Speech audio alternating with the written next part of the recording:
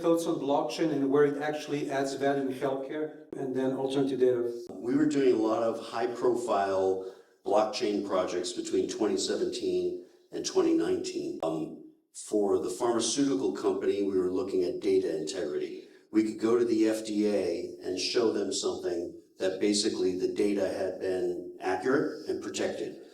One of the things that excited me most was consumer. Imagine as consumer control, we have control of our healthcare data and we can make money off of that. So instead of us feeling used or abused in our data, we could actually use that to our benefit.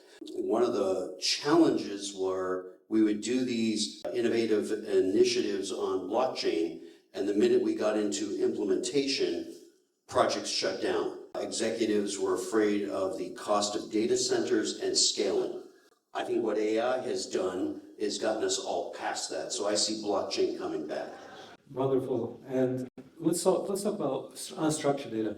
Okay, Go sure. ahead. I think that's what you like to talk from an Well, investment point of view. so you know, a little bit about the scribes. So the scribes have got a decent amount of funding, and it's kind of interesting. There's this saga because they compete within an ecosystem that's dominated by the major EHR systems, so Epic, Oracle's, Cerner, and a handful of others, but those are the two biggest ones.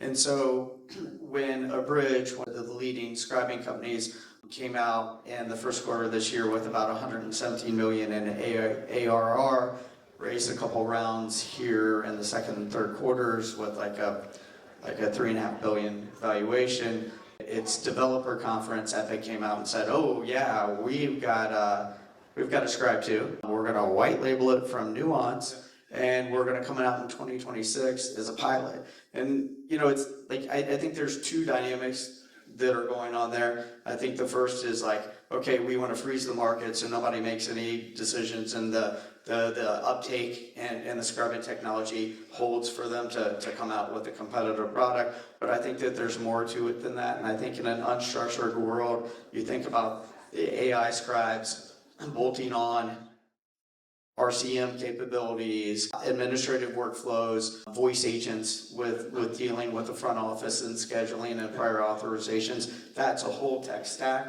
that lives within an EHR. I think that ultimately that evolves to an unstructured data set that's a next generation AI native EHR system that is a direct competitive threat to the oligopolies in the EHR market.